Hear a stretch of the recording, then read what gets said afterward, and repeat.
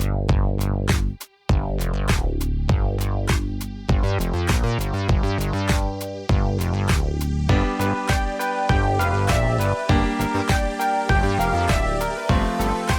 were a little bit struggling for something to come up with for this session, but really rather conveniently, I think it was, gosh, I mean, a whole bunch of things had us realize that it's a good time to revisit these topics because we've touched on them in this meetup more than once before.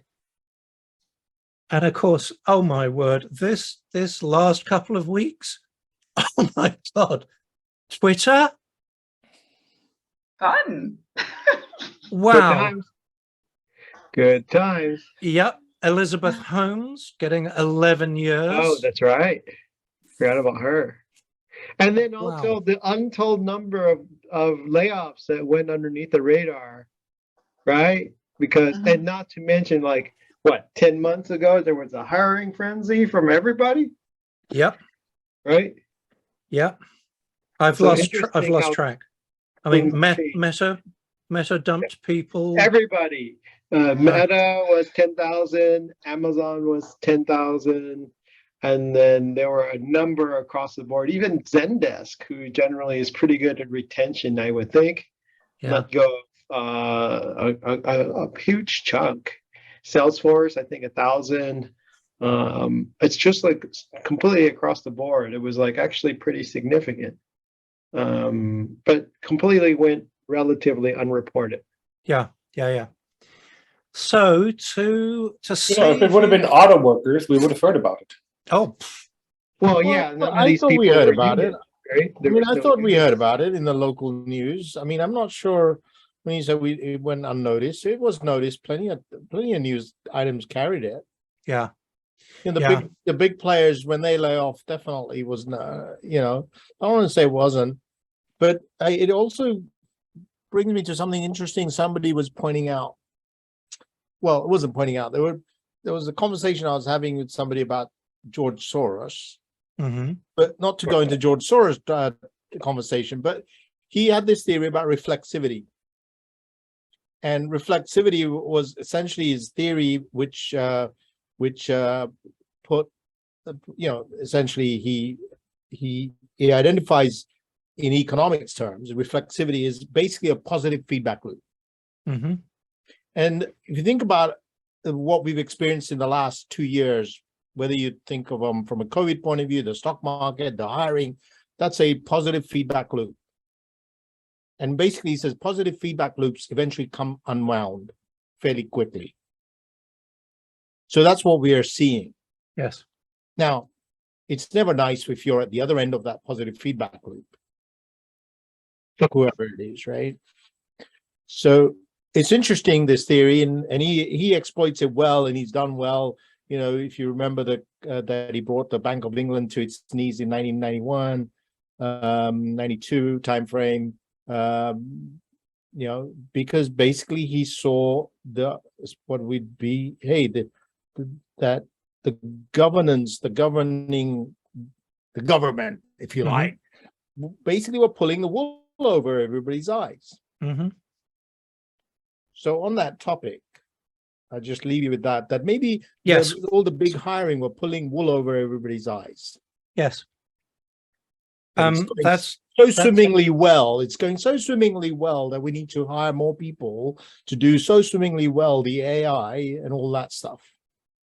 Yes. That's very good. The pulling the wool over the eyes is a little bit of an underlying theme of all of this. Why I loved the John Taylor Gatto article, the one about education, it summarizes the frothing books that he's written, which are immense, but it's a very good reference for how our education system is designed, and that it's not designed for the benefit of the citizenry. He lists out those, how many different factors is it? 6 factors that actually are the underlying motivation behind our education system. And you can summarize it all into saying... I mean, even if you don't go as far as they are the underlying motivation, and you get conspiratorial about it. I mean, just going through the 6 and just verifying for ourselves, it also does that. Whatever else it does. Yeah. You see, It also does that. I would resist saying that it's conspiratorial, that, you know, when you actually go, oh no, these people definitely set out with an intention that they fulfilled. For a long time, I rather thought that the side effect of the Prussian education system was something that was exploited. But if you chase through even beyond this article, I mean, he gives references in the article, and I've done a little bit of looking up. I'm that kind of nerd. It turns out that the designers of American education, particularly between 1905 and 1920, were very clear that they were creating a society that would have an obedient workforce, a layer of professionals who would run things for them, and then a separate layer that was selected as an elite to own it all. It sounds conspiratorial. And I mean, it's funny. I listen to myself banging on about this stuff, and I do bang on about it. And I get that I sound like a conspiracy nut, but I've got the freaking evidence, and it's well-researched evidence, and it's referenced evidence, and it's not woo-woo evidence that, you know, my cousin told me about this one website on the internet. And it makes so much sense when you look at it and go, oh, well, I suppose looking back that if you were to set that up, it did its job. But the trouble is that when you're working with very large, complex systems like societies, you cannot possibly predict all of the outcomes of the interventions, right? So when you design an education system that's designed effectively to tilt the table in one direction, well, what happens when it's slid in that direction and we end up with an unintentional oligarchy, which is a term I never thought I'd have to understand, but now bandy about and use in Scrabble like a good one, you know. So I mean, that on one hand has me go, well, you would get people like Elon Musk, wouldn't you? You would get people like Donald Trump. I know nobody intended it to be that way. One or two might have seen it coming. Was it we, or was it Edward, who's not with us tonight, who talked about Ivan Illich a while back on something? It was me. So yeah. So I think the other side that's interesting, you know, for this group, I finished all of Vervaeke's 50 series. Congratulations, my God. It was a like, some of it is really fascinating. Some of it gets a little bit repetitive, but you know, toward the last 3 episodes, he's trying to tie everything together. He could easily go 100 episodes for sure. Yeah. So I think what's really interesting is that when you look at also the trajectory of cognition of where we were coming from, the world wars that were happening at that time, in a way, he articulates like the war between Russia and Nazi Germany was the clashes of cultures, right? The idea is sort of like this nihilistic approach to, and for him, he ties it where there's it harkens back to Martin Luther of the division between rationality and science.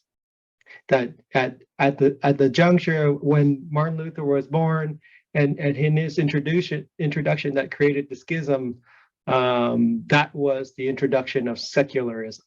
Yes. Because the power of science and commerce and capitalism took hold in a non-religious way.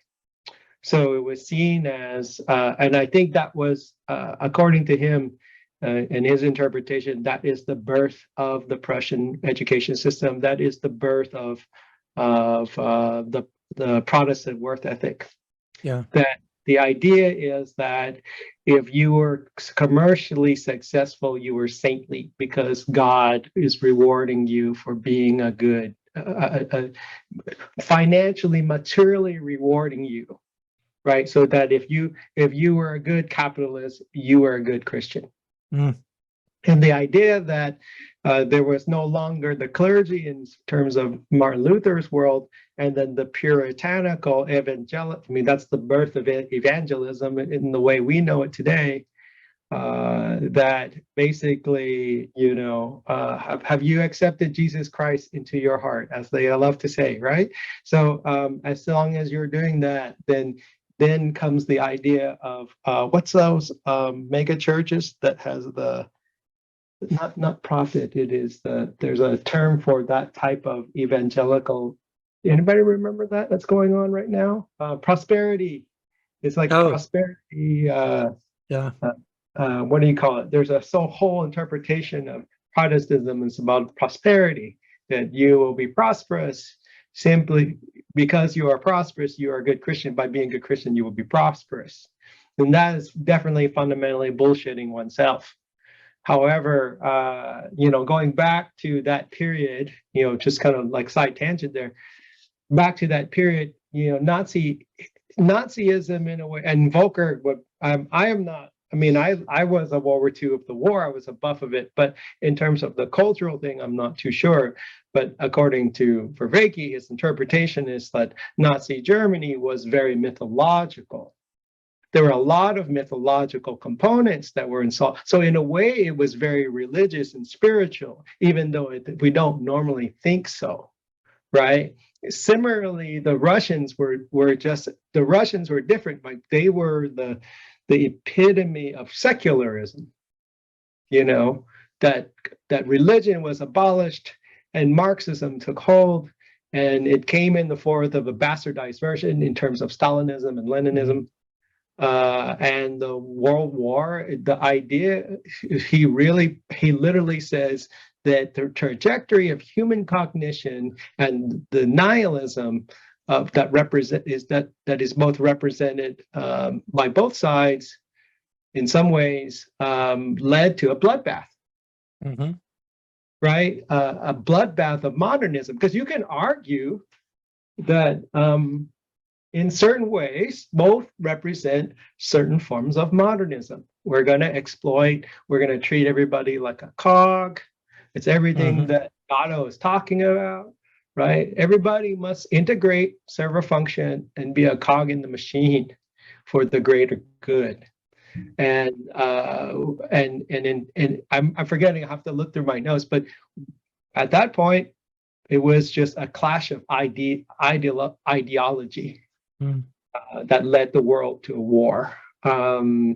Since then, that's after that comes around, of course, the birth of postmodernism, where we said, hey, all those grand ideas, that stuff about Prussian education system, maybe it ain't so great. There's, I can't remember where I read it. I don't think it's in the John Taylor Gatto.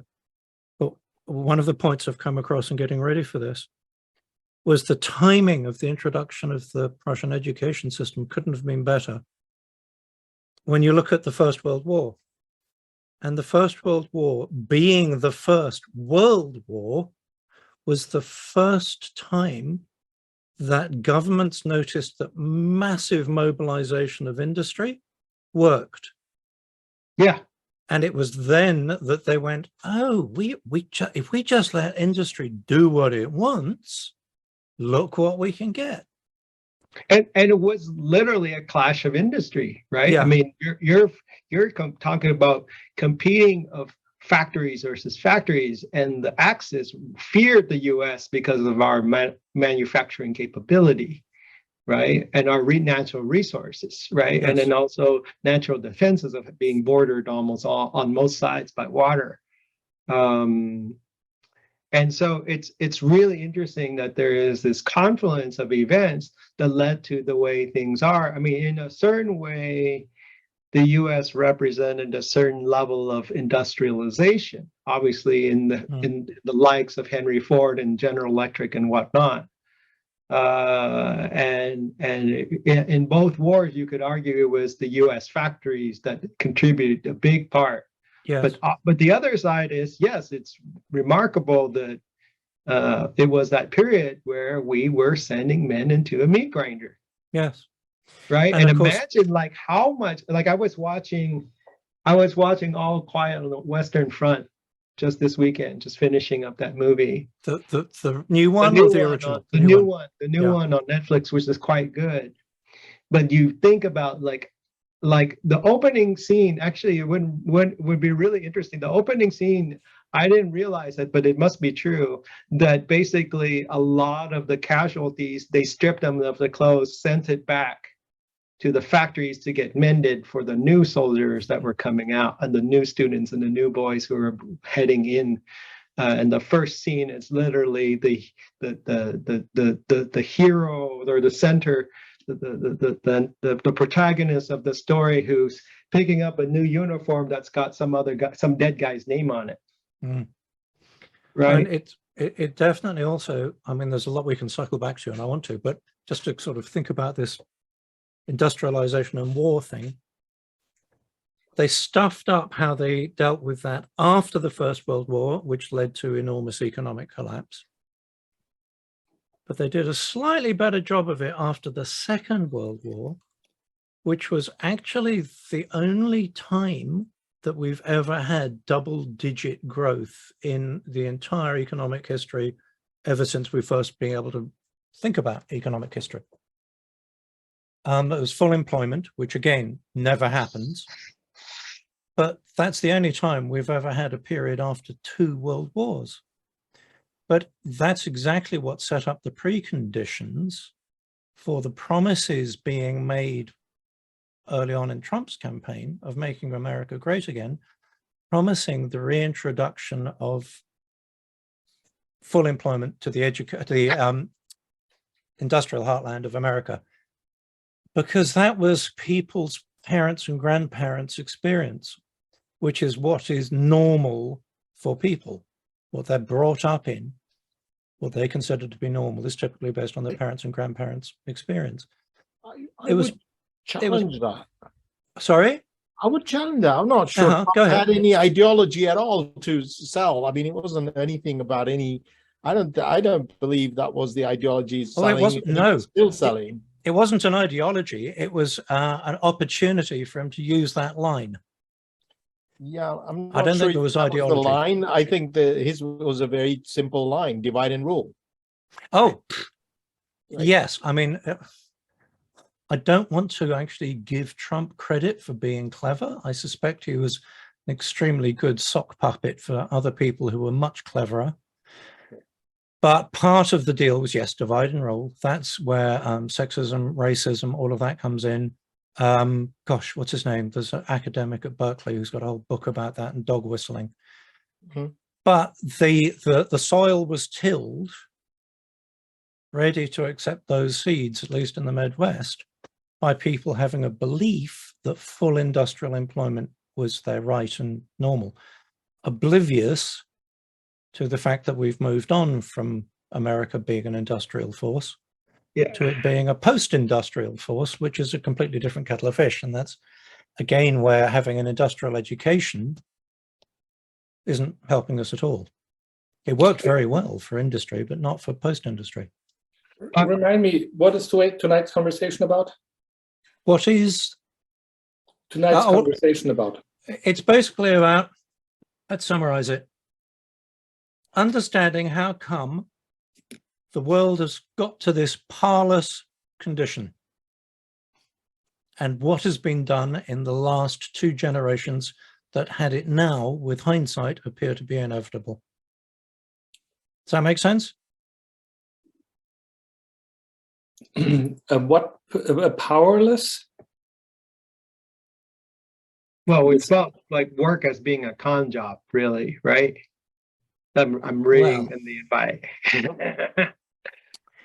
Yeah, you see, are we powerless? That's the tricky thing, isn't it? I mean, that's actually the lovely thing that we're seeing right now is, you know, Elon goes, right, that's it. You're either going to work 60 hours a week or you're out. And everybody goes, all right, bye. I'm out. I'm out. It's only the poor H-1B visa folks that are now stuck there, because otherwise they're going to get deported if they quit their job, you know. It's that, again, I mean, look, gosh, I can't brain dump everything that I've learned over the last few years, but one of them is seeing how clever the rich far right have been at baby step by baby step taking over politics with the great moment was Citizens United, when they were then able to go, good, we can actually start to put money into this, put big money into it, by making sure that they also took over the media, which is where I was so glad to see Biden agree with me that Rupert Murdoch has possibly caused more harm to the West than Al-Qaeda. And all because these guys genuinely, God bless them, actually think that they're doing the right thing. They think that their job is to grow, keep, and pass on to their children their wealth, that they are the special ones. And ever since deregulation after the Second World War, and then again when the neoliberals at the San Pellerin Society started to influence the politicians that showed up as Thatcher and Reagan, who also went, yeah, let's deregulate the hell out of everything. Let's stop taxes. Oh, nasty, horrible business. It just kept tipping you say it's positive feedback. It's exactly positive feedback. You know, it's a tanker with no baffles inside it, starts to break, all of the contents moves to one end and the damn thing falls over. That's what's happened to our economy. And Liz Truss in Britain, in taking power after having been groomed to do so, I gather from pundits who've been watching her for a long time, applied neoliberal politics, dialed all the way up, and we discovered that it doesn't work after all, that it crashed the British economy. We don't know whether it's beyond recovery yet or not. We'll find out. So I think this is fascinating. I think it's absolutely fascinating understanding that there are reasons for all of this, so that once we've got there, we can then start to think in terms of going, right, well, what could we change? And can we be responsible in that change? Keep an eye on the consequence of that change. And can we amplify it if it's good, or can we actually mitigate it or dampen it if it's not? And that's very hard to do as individuals unless you do something like this. You talk. Do you think returning to one of the papers about schooling, do you think this was nurtured from the school system that the paper was articulating in a way, or the education system? Because this is not just an issue happening in one place. You know, the swing to the right, maybe it's happening all over the world. Right? Swing to we are swinging back from globalization to localization, if you like to think that way. You're right. We're and is this partly education? Is it partly, you know, I can't necessarily connect the cause and effect in the same way you're expressing. I don't know what the cause and effects are necessarily, because complex systems are very difficult to see these cause and effect, right?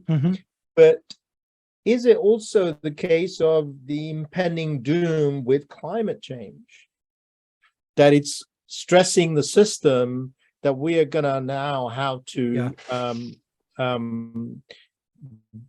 do the things that we're not really prepared to do? We're not prepared to save the islands that are gonna be under the ocean. We're not prepared to do that. We can't do system thinking. So what we are prepared to do is, oh, I'm gonna save my lot.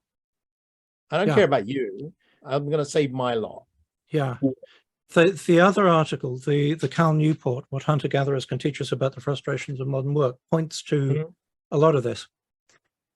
He's the guy he's talking about in that is one of many sociologists that spent time with some of the still extant hunter-gatherer tribes. And I gather that paleoanthropology has supported a lot of their findings in saying that for most of human history, rule of thumb, we would get by taking care of ourselves, using skills that we had learnt locally from our own people, So effectively, there was very little division between work and life. It was not like you had to go to school to learn work. It was something you picked up from your elders, right? About 15 hours a week, more some places, less in others. If you were to live in the Arctic, it would probably take longer than that. If you were to live in temperate Europe in the Mesolithic, you could probably get by on about 10 hours of effort a week. And we did that for tens of thousands of generations, hundreds of thousands of generations. We're really, really, really, really, really good at it. And it means that our brains operate within a sort of bell curve of scale. I saw that Val threw something into chat about scale. Scale in terms of the number of people we can deal with. So that's where you go and read Robin Dunbar. He's dealt with social scale. Scale in terms of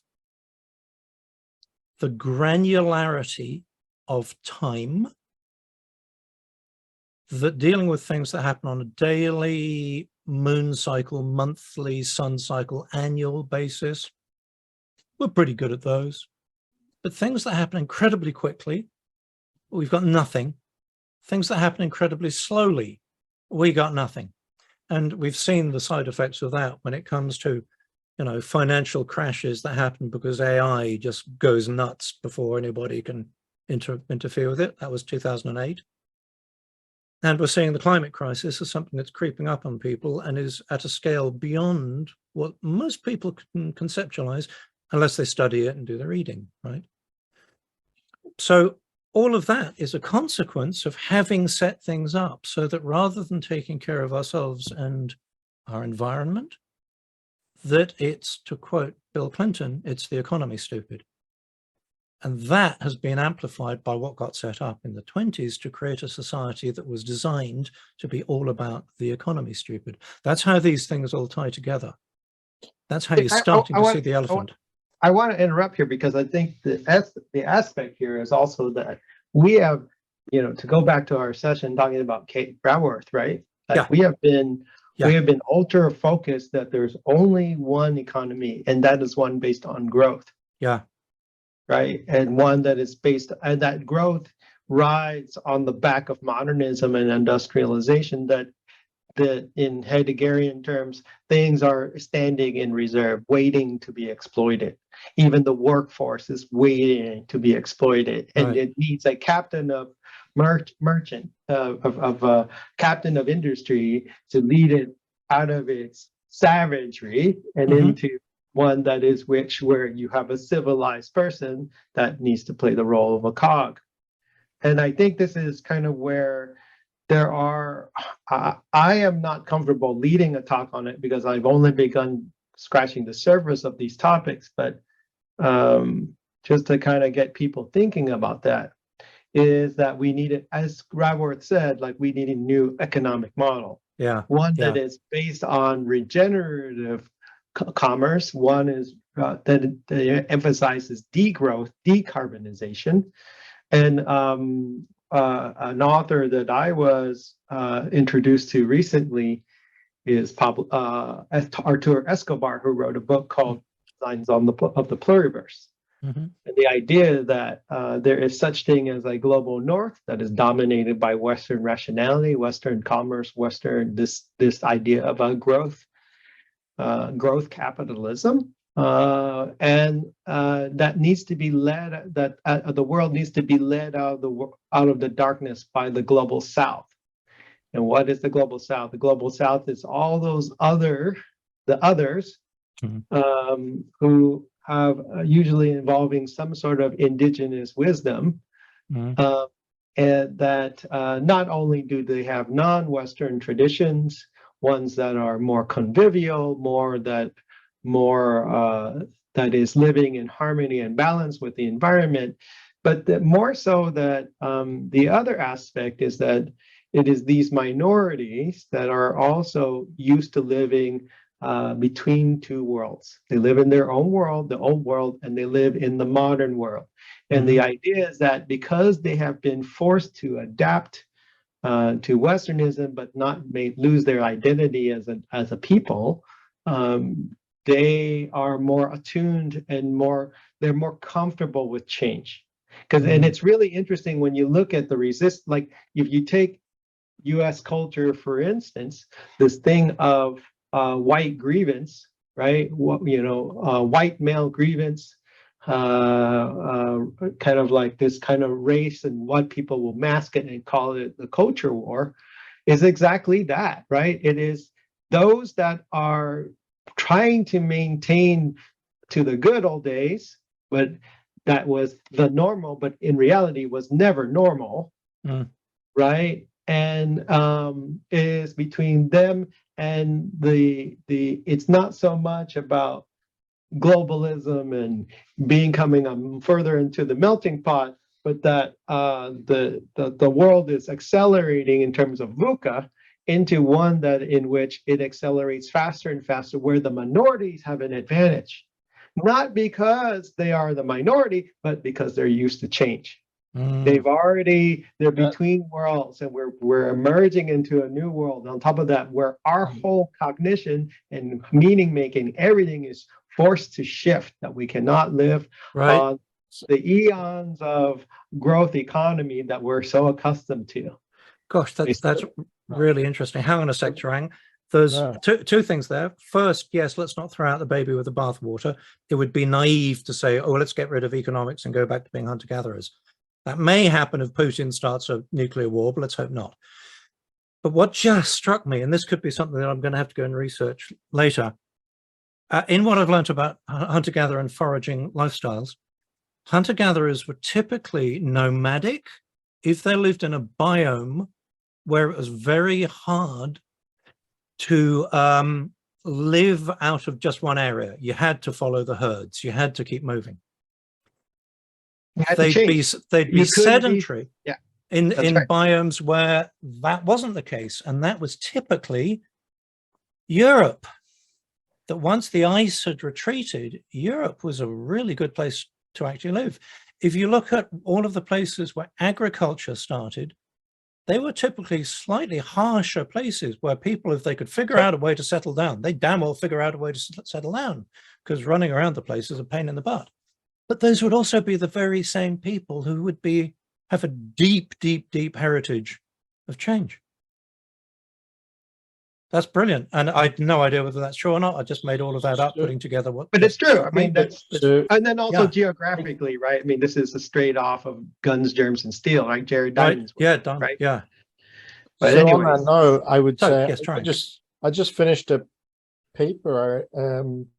Was a paper on fluency. Was regarding. I was thinking about fluency in Agile, but then I read this paper on fluency in language. And that paper was interesting along the lines of what he was pointing out in some way, that people who speak more than one language, they are more adaptable. Period. And language expands to like music or any kind of system that has a grammar and has rules, and so not just verbal. Well, this one was specifically about verbal. That if you you're speaking more than one language, you are more likely to be successful in life in general, because as change comes along, you have learned to cope with change the way Hui was pointing out. Yeah, I'll double down on it, right? Because I am that person, right? I know 3 languages. Right. So in that paper, they said, hey, this is let me finish. There's a point I want to make here, right? Because the thing is that we're forced to adapt. I would say you too, and if you still have any of Indian knowledge of any Indian language of yours from your heritage. And the idea here is sort of like when I think about what does it mean to individuate, to become an adult, is that you're able to make distinctions. And what happens is language gives you the ability to also attach to different forms of metaphor that is particularly distinct in certain languages. Like metaphor in Japanese is incredible, right? because usually every Japanese character has some stupid like 10 meanings each. And the idea here is that gives you the ability, it hyper increases your ability to be able to synthesize, to exact, to adapt, right? You're thinking of different ways. Like for me, like between my brothers and I, we'll switch at times between Vietnamese, English, and French because certain things are easier to get across in those particular languages. Because you could like, and then here comes the idea of pidgin, right? You don't have pidgin in, you don't have a pidgin, like I don't, even in, I mean, European languages are pidgin, like English is a pidgin language in a way, if you think about it, right? It's a mess. It is such a mess. It's a complete mess, right? And then you have like the subsystems and subcultures that create their own memetics, their own memes, their own language to articulate and adapt very quickly, but they're used to that. But I think if you only know English, that's going to be very, very hard because you don't have any other way to be able to reify and make distinctions in other ways, to borrow from concepts from other cultures, basically. Right. And then what you're pointing out, your learning centers aren't there from other languages or other systems, so therefore, you become that monolith. And Yes. and here was the interesting part of that paper.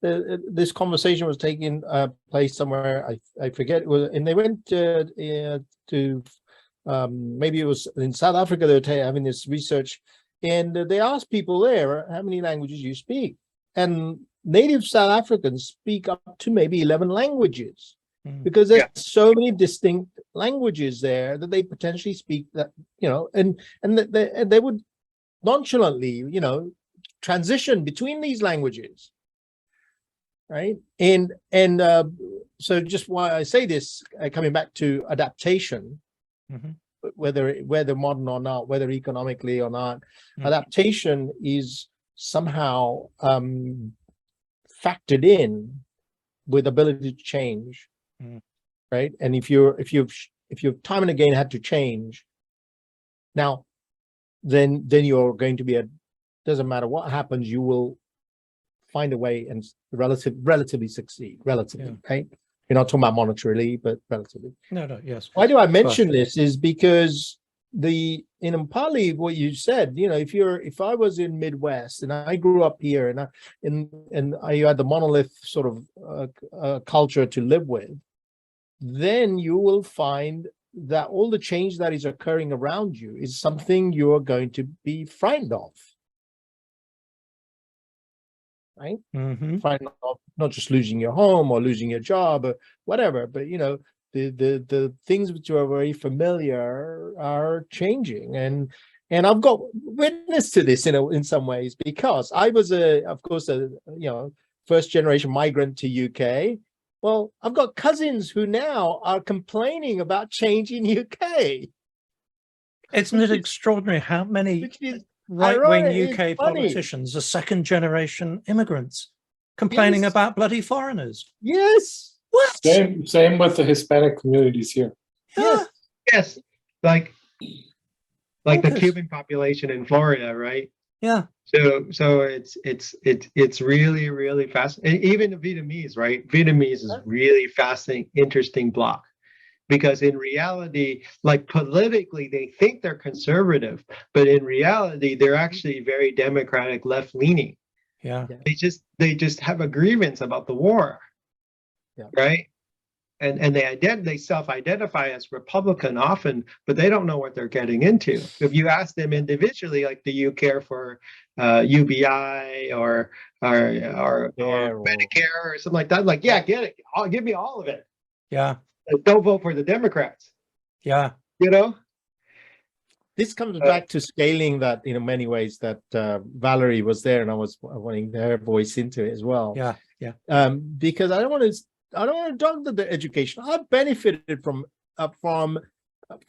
a comprehensive education system that UK had.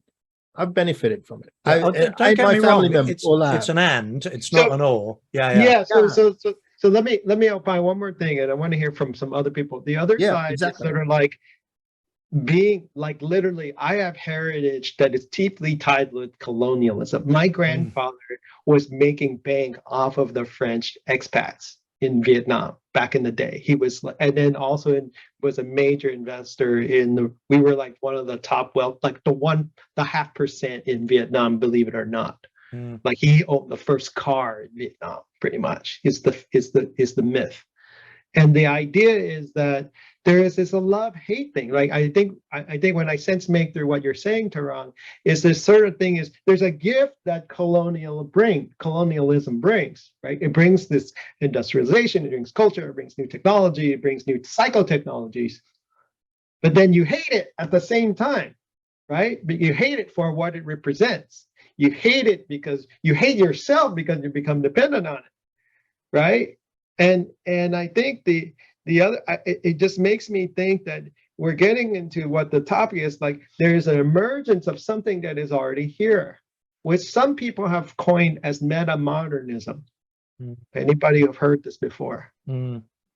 So meta-modernism is because the thing is, you have modernism, which is industrial, you have postmodernism, which is a reaction against the modernism to say all modernism is bad. That's postmodernism. It's not right to say that it's a postmodernism. Meta-modernism is something that is in between.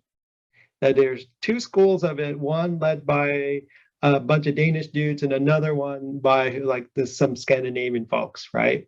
And the idea here is that we live in a world where you have to, it's a yes and, going back to really what you just said, Andrew, right? That the thing is, there are benefits of modernism, but then there's externalities that we have to be concerned about. And we're living in this way where even, they're saying that it's already here, that meta-modernism is already here. We are meta-modernistic, right? This conversation is meta-modernistic because we're holding this in a way where we're beating up on everything, but then we're prizing them at the same time, and we have a certain sense of humor that comes with it. Yeah. Right. Yeah. And some of it can seem very cynical, but that's or very you name it, skeptical but sarcastic. But that's part of it because it's our way of trying to explore what is bullshit and what isn't. Yeah. Basically. On that note, let's bring in other voices. I mean, Christina and Brianna and Valerie. Not necessarily on this particular topic, necessarily, but what's your reaction? Yeah. What's your thoughts? Don't feel you have to, but if there's something there, I have many thoughts. What would you like me to? Where would you like me to start? Anywhere you want to. Pick one. Okay, so there's a reason I'm going to bring myself up. I'm not a great example, but there's a reason I'm going to bring this up. So I'm Texan by birth, but I have three degrees from 3 different continents, and everywhere I've ever lived, everybody had a very different view to the world. And I'll say the fact that we have the luxury to debate this is a luxury, because if you don't like change, you're going to dislike being irrelevant even more. A lot of the, for half the world's population, and we covered this the last time we met, is, for 4 billion people on the face of the earth, they don't have time to debate this, right? This isn't a luxury that anyone else gets to discuss. And so, the world is going to change with or without our consent. That's the earth doesn't need us, but we need the earth, and we can't go anywhere else right now. Oh, yeah. It doesn't care about the climate crisis, does it? Yeah, no. We're adapted to oxygen, not the other way, or like every other planet, what can be classified as a planet or, big rock in the universe. We're adapted to the earth. Yeah. And we're so, whether we make it as horrible as possible, humans are pretty adaptable, which is pretty interesting. I mean, it did take us 75,000 years to get off the continent of Africa, but we did it. The first try failed, but we did it on the second try. So I got a feeling like it'll be excruciating, but at some point, there will be adaptability. Are you saying we're going to get off the planet then, Brianna? Oh, God, don't get me started on that. We're going to have to. We're going to have to be adventurous. Yeah. That's the genius of because- being human, is that we come with hardware, wetware, that was based on all of those eons of evolution, but luckily it came with a little bit that showed up late on that actually allows us to consciously make a choice to adjust our environment and consciously adapt, rather than just leave it to seeing whether we get hit by the next meteor or yes, not. and Yes, and we don't have the capacity of system thinking. So even if we leave this planet, all the hum about going to Mars, and having worked on the Mars mission at one time, it puzzles me. Nobody ever asked, why would we want to go to a desert of a planet that we can't sustain life on when we are not prepared to sustain Not life made for here? us. we're not ready for it yet. I mean, if you think of it, while we're still doing the whole growth thing, that can't end well while we're in a closed system. Yes. You know, if you ask the yeast in a beer bottle how growth goes, they're not happy. They're not happy. So it makes a lot of sense to me to do something about the regenerative economy first, before you go, look, if we really do want to grow, we're going to have to do it somewhere else. Right. And it is a bloody miserable place, Mars, but it's the closest one. Are we going to give it a shot? And hello, Nan. And there's a side story where, like, when William Shatner went up and he came back with a lot of, you guys hear about this, where he came back depressed because he's like, oh yeah, I can't wait to leave, and then he realizes he literally, why didn't I do more? And there was a fundamental depression of like, yeah, I know I don't want to leave Mother Earth, right? I forgot there's a term for it that he got when he got into orbit, right, and landed. Yes, and there was that excruciating moment where he was trying to share that with Jeff Bezos afterwards. And Jeff Bezos basically went, whatever, and walked off. It's like, oh, another great billionaire moment. Just fantastic, just fantastic. So, Brianna, is there anything else that you want to bring into that? Or shall we see if there's anybody else who's got something to throw into the mix? So we were talking about education systems. So I came back to the United States from Finland, where I got my master's degree. So I was up on the Arctic Circle, Russian border, and Finland has an entire population of a little over 5 million people. That's the size of the city I was born in, Houston, Texas. Okay, so that gives me great perspective and great scale. And it was so interesting because people would ask me, what was it like to go to school in Finland? I loved it, but I was a disastrous student there because I was not designed for the model of the students there. And we talked a lot, we've had the luxury of talking about a lot of greediness when we talk about Bezos or Elon Musk and, a handful of other people. If you want to succeed in the Nordic countries or the Scandinavian countries, you have to leave. You cannot be there. You don't fail, but you can't succeed either. And in Finland, they have a word called sisu. Sisu, it means sameness. And they intentionally designed the entire society to come out the same. And it was, when I was in class, the Finnish students hated the Germans and they hated the Americans and the Canadians because we all asked questions. Their society is not designed to ask direct questions in class. And so, like, when they would ask, are there any questions? I derailed a friend's PhD dissertation because I asked a question at his dissertation. Even they said, are there questions? It's like, yes, I have a question. And it destroyed it. And he stopped talking to me because Oh, God. And it was devastating because he was such a good friend, right? And it's just like, for the luxury of success, sometimes it means to leave. And that's why you see America, the greatest social experiment that was never meant to happen, where you have the super highs and you have the super lows and everything else, because that sine wave is extreme and it's far more amplified in the United States compared to other places in the world. Isn't that interesting? Because sort of on global scales of successful education, Finland is always like so far ahead compared to the rest of the world. Yeah, and Christina and I have talked about this, and I said to her, this Finnish education system isn't all that great. What they nail is the social system. Yeah, they need both sets of parents in the workforce, so they have a high labor participation because it had been such a poor country, right? And so children go to school, they get breakfast, they get lunch. The teachers are well educated. if there's problems at home, the state has ways of helping get social workers into into homes, emancipate children if they need to, set them up successfully, so that, you know, by the time students arrive at school, you know, they're not dealing with the drama we see that's as seen on TV in the American school system. But you're also not going to get the ultra high performers. So if you really need to tackle really big, you know, you need a lot of cash, you need a lot of bravado, or you're just a sociopath, you're not going to succeed very well in Nordic and Scandinavian countries. You're going to be forced to have to go somewhere else. Isn't that interesting? Because I very nearly put into chat 20 minutes ago, shall we open the can of worms about how to define success?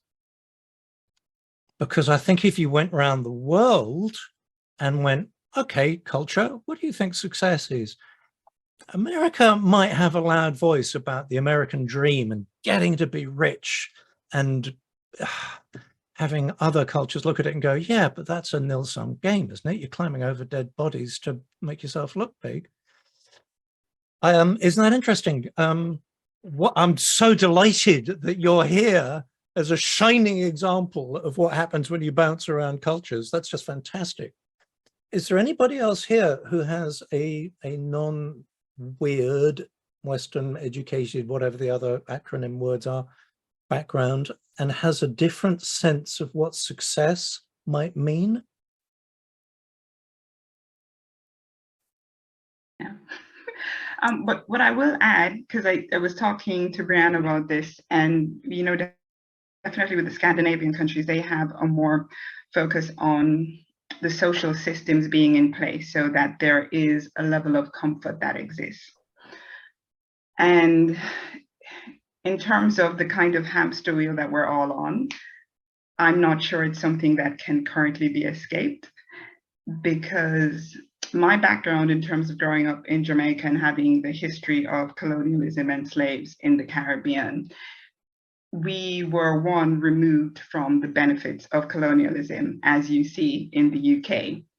And having lived in the UK for over 10 years, it's very funny to walk around and see the products of colonialism and to literally see how proud the British are of being British and colonizers. I don't know what you're talking about. Good yeah, Lord. and they also they don't teach it properly in schools. In the Caribbean, you have a clear education and understanding of what happened during slavery. I mean, you don't have the details like if you go to university level, but our curriculum is more detailed. And in the UK, it's kind of glossed over. Yes. So I'll tell you, it's not even glossed over. It's not mentioned. Having grown up to exactly right through the secondary school, it's not mentioned ever. Mm-hmm. Yes, exactly. It might be mentioned today, but I know from the time I was at high school or whatever, it was never mentioned. Yes. Yeah. Colonialism does not enter. I don't know. All I know is that I've seen the stories of them talking about adding different plaques of different. A lot of UK buildings of saying, oh, these first African people were here, and kind of changing the narrative a bit, right? But what I found is I don't consider it being that the minorities are more able to change. What I believe is that there is a certain acceptance when you are from a minority or an indigenous tribe of you cannot, you exist, but there are others who take. And it is an acceptance of that. And it is, if there is resistance, you will be meted out severely with certain levels of punishment. So I would never say that minorities are more adaptable. And the reason why there is fear in the UK, and I saw it with the rise of, Boris Johnson and all of the kind of right-leaning rhetoric, is the fact that resources are depleting. I literally watched for 10 years as every news program talked about benefit scroungers and the fact that there are 3 generations of people living on the UK social system. And as is the case of human beings, we like to create others, and the others are the minorities.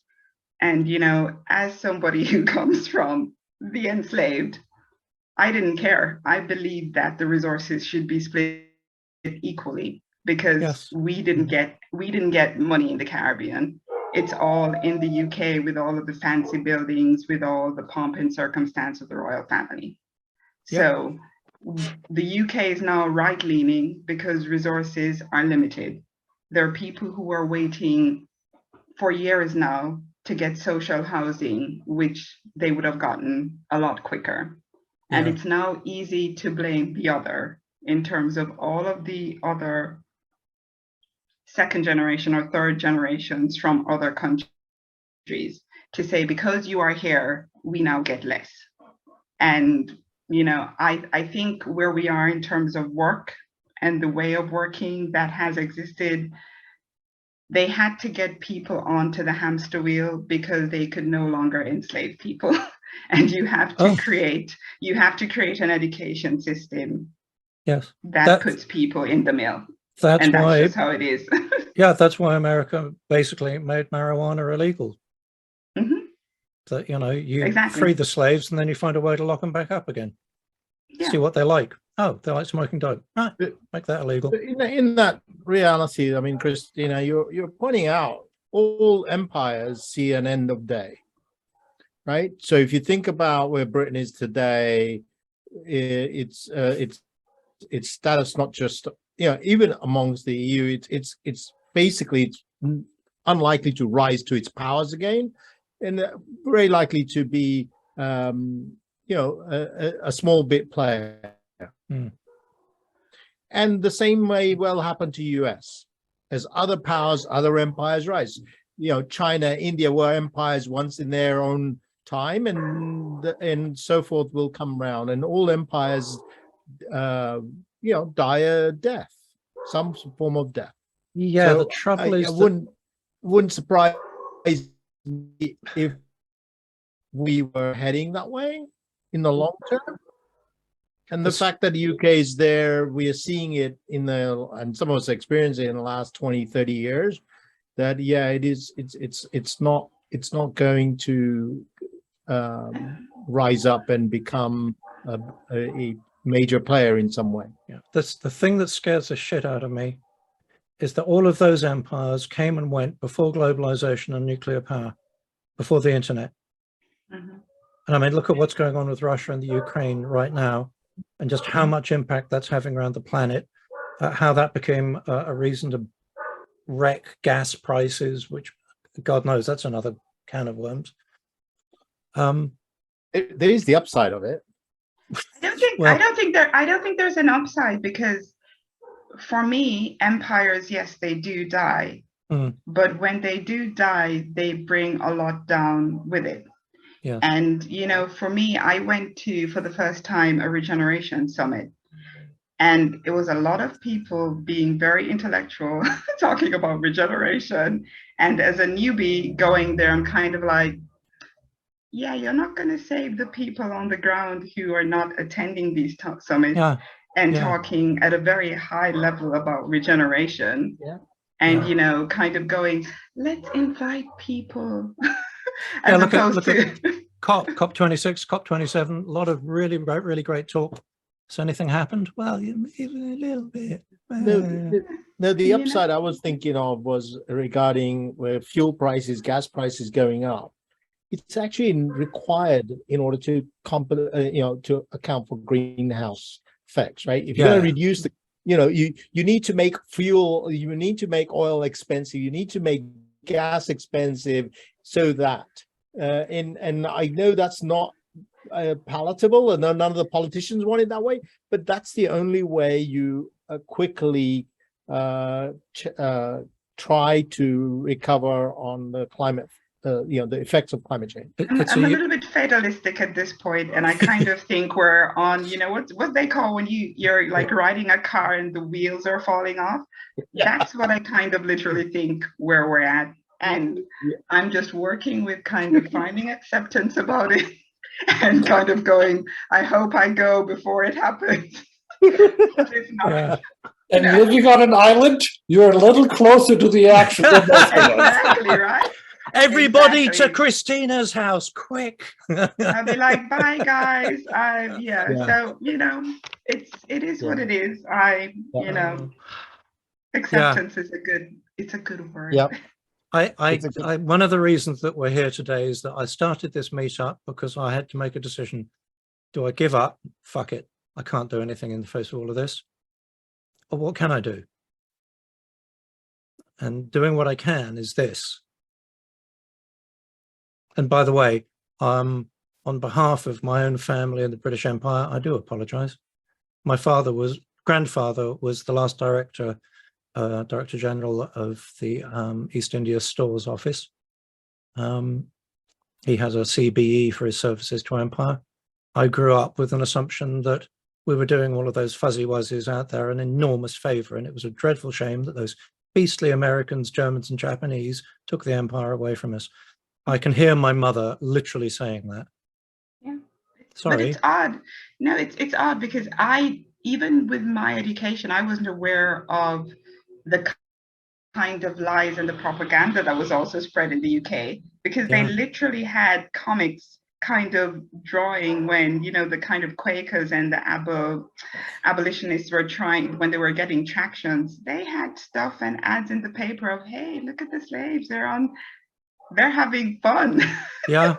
they're enjoying themselves. Getting your sugar for you. About 5 years ago, actually on a trip back to the UK, my wife and I were driving down the M4 listening to the BBC, and they were talking about work that had been done because somebody discovered that there was this obscure archive of British government records, and they'd actually managed to get into it. And they found all of the records about how the British had dealt with the Mau Mau. Mhm. And I grew up firmly believing that the Mau Mau were frightful people that chopped up babies with machetes. These people found 17 miles, shelf miles of records that made it abundantly clear exactly just how vile the British government had been, and that the Mau Mau's response to it was actually reasonable and muted. So if you don't know Mau Mau, that's the freedom movement in Kenya, where I was born. Yeah. Oh, were you? Yes, yes, and they did have atrocities at both sides of the spectrum, like all freedom movements do. But it was, I remember growing up as a teenager in UK, the difference between the Indians in India and Kenyans. Kenyans didn't turn the other cheek. Yeah. The Indians did. That was the problem. Yeah. That's how I understood it. When I moved to Australia, I carried on reading the weekly British papers. And it was only because I was reading those that I found out that Australia had internment camps for boat people. My Australian friends had no idea. I think somebody pinged into chat a while back. I think it might have been Valerie. The victors write the history. Everybody had internment camps for boat people. Even I was in one, but it was short term. Yeah. That's the difference. Yeah. So, as ever, our sessions very rarely set out with an intended 5-point takeaway. But I certainly have a hope that we have sessions like this that equip people to have these conversations more widely. I don't know whether anybody here would qualify for that thing that Margaret Mead, the anthropologist, pointed out, that I can't remember exactly how she put it, but that change is usually done by a very small number of people, not a very large. It may not be this very small number of people, but maybe it's somebody that we know or that they know. Because, I get it. The downside, a massive downside of globalization is you look at it and go, I can't change that. I can't change the socioeconomic structure of the whole freaking planet. My God, we passed 8 billion last week. If I make it to 90, we're expecting 10 billion. The carrying capacity of the planet is 3.5. What are we doing? I mean, and literally, I think this is part of it, right? I mean, it's we are on uncharted territory. Never in the world has ever seen such a creature probably dominate, synthesize, be exact the way we are across the world. Like I was when we were started talking about World War II, I was looking at an EPA chart of the carbon emissions. Well, no creature in the world has ever, I don't know, maybe cow. Well, I mean, even look at all the methane production. Like we're at the fault of the methane production among cattle, right? Nobody else has domesticated animals as we have, and in a certain sense, yeah, in a way we are designing what it means to live beyond the typical boundaries of carrying capacity. We're breaking all the rules, literally, right? Yeah. I mean, there's a lot of variation amongst the people paying attention to it as to whether we can increase carrying capacity, whether our existing efforts to increase carrying capacity have backfired and decreased it. It's a very, very, very complex, wicked problem. I'll make you feel good though. Yeah, go ahead, continue. Gonna make you feel good as I learned a factoid like, hey, did you know that 20 quadrillion ants, and as a total weight, scientists estimate they weigh more than all the birds and mammals put together? Give them the vote, quick. So it's brilliant you brought that up, because there was another thing in bypassing. Some blog post or article on the inner tubes I saw that said that the next level of evolution for humans is one of collectivism, in the same way that ants operate, because we're going to be forced to. Yeah. Right. We're going to have to organize. We're going to have to, and I'm responding to Val, your comment about scaling individualism. It's not about scaling individualism, it's about scaling collectivism. Right. And what does that mean? In the past, we've scaled individualism. That's why we get to where we are. If you think about it, everything stems from either or mentality, right?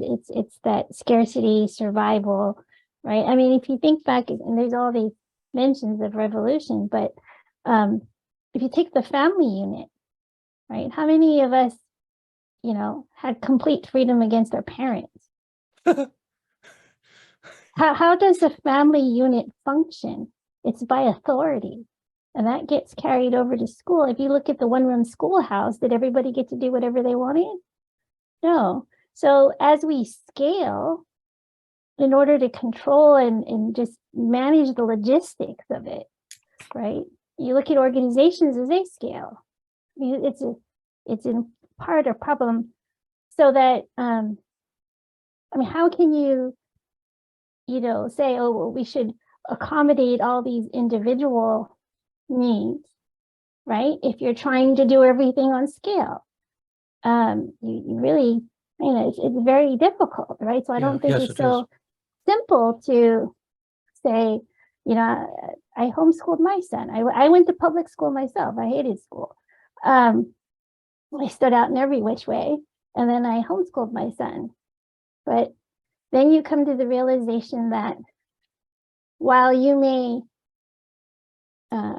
be able to provide a different experience, in the end, you throw them back in the same system. And then what? How are they going to survive in that system if you didn't at least kind of teach some of that, right? Isn't that interesting to harp back to my favorite hunter-gatherer societies, but even with like modern Inuit society, those societies don't bring kids up with discipline and authority. It's really interesting when you take a look at it. Kids are typically brought up simply by being kept safe, and they then learn by copying and being given little miniature versions of whatever it is that's being used by adults. Really, really interesting. And that you bring that point up really shows how much is permeated in Northern, Western, whatever we want to call it, civilization, that hierarchical authority is a thing, and we even get it directly from our parents. You have to do what mommy and daddy say, and woe betide if you don't. But I was just thinking, There's the element of shuhari. I mean, even in school, even when you homeschool, Yeah. right? That there is an element of the shu where you follow just to follow. In the Inuit example, you point out that they follow in order to learn the habits and learn the hunting grounds, or learn the to tell the direction and so forth. So whether it's drummed in or you follow because it's best option, right? So I do think there is an element of schooling that whether you homeschool or public school or private school, that has to happen in that form. Yeah, you see, I think touching on systems theory is good for all of this, because that lets you take a look at it and go, good, well, of course you do it the way that your parents do it, you do it the way that society does it. But we already mentioned positive feedback. Unless you break the habit, it is possible. Oh, yes, it is. Let me make the point, and I'll throw it back to you. So, basic systems theory has, that if you do something now, you want to be able to see what the outcome is. But if there's many intervening events or a great delay before the outcome, you may not be able to identify that outcome came from this source, right? So us running around doing what we're told by our parents, it's only now that we're maybe starting to go, as we are right now, oh, I wonder if that was wise. Maybe they just didn't know any better. Gosh, yikes. Right? So sorry, Granny, you had something you were throwing in. I hate stamping over you, but I just wanted to... Oh, no. You were delivering a point. Yeah. I do believe it is possible to break habits, but absolutely. Or systems. You just got to know, first of all, you're participating in it, right? Right. In the agile world, they talk about shuhari as the notion shu, and these are terms used in out of Aikido, I believe. Now, that's a bastardization. So well, okay, careful, don't get we started. The story is the important part. Whether the reality is not, the story is the important part. The shu is the phase where you just follow, until you master, and then once you master, you go learn from other masters or other techniques or other practices or other ways. And then once you master those, you are a master yourself, and therefore you're able to articulate your own practices. Now that's the notion of it. So yeah, you're absolutely right, Brianna. But I wouldn't know how to break at age 5 or 10 or 11. I don't know. It was about 11 when it started for me, but just by the by, carry on. Yeah. So the history of shuhari itself is modernist in itself, right? I mean, it goes back to, like, the best post is, like, I'll find the Peter Merrill post on the whole idea of how it relates to Rikyu and tea, where the term originated, right? Yeah. And the control of knowledge, the control of tradition. What so-called tradition, right? The other aspect is that there is value in the term who, of course, you have to admit there is value in learning. But the thing is, what we're talking about here and how it applies to this conversation is we are headlong running into a whole era of existence of an ontological being, and one of my teachers calls ontological, where we are forced to look at ontological redesign. We have to redesign how we live in a way that shuhari cannot save us, because we are now emerging into a new being, one that is that history has never seen before. Right? It goes back to this idea, and one in which, as Escobar talks about, one that is about degrowth, one that is about living with holism in sense of radical systems, acceptance of our environments, and that we are aware of our externalities, right? Never before. I mean, if you look, so going back to what I was saying earlier about, like, for instance, back in the 50s, we were just talking about war. We come out of the 50s, the biggest growth span of all, probably the most runaway sense of modernism that mankind and the earth has ever seen. And that was the inflection point in which we started polluting like mad, right? In every sense. If you think about it, it's like that was such a pivot point of the development of the nuclear technology, including the Mhm. bomb, the development of plastics, the high use of high octane. It was then that we had jet transportation. Yep. And then we had high octane fuel, right? And then later the development of rocketry that allowed us to get into space with Wernher von Braun, on and on and on and on. And then at the same time, it was also the pivotal point of the birth of the modern sense of man, right? Of psychology that was then that gave birth to the counterculture movement that later became, things like EST and Landmark and coaching. And, we are connected with this deep, fight about cognition, to go back to the whole thing with Vervaeke, right? And we're at a point now where we have to make sense. The goal now is to make sense of everything that's going on, right? And with the things that are happening. I think VUCA is only going to get faster. Moore's law has not slowed down at all. It's just transferred into other ways of being. And I think going back to the materials provided in the meeting invite it goes back to, anybody know Ed Yardens' book, the inmates are running the asylum? Mm-hmm. That the technology that we live in does nothing but accelerate how we live, that we live for the machines, they design us. So this is what Steve March talks about. Not on his blog, he's beginning to talk about it on podcasts and stuff, where ontological redesign, if we intentionally don't design how we ontologically live, our things will design us.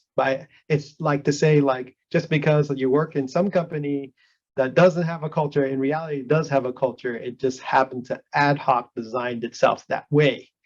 And then we have to understand what it means to ontologically redesign ourselves, in a way that is more holistic, that values regenerative approaches, and to redefine what success is.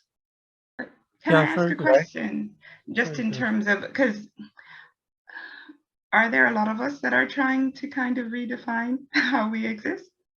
I mean, yeah, there's more than you think.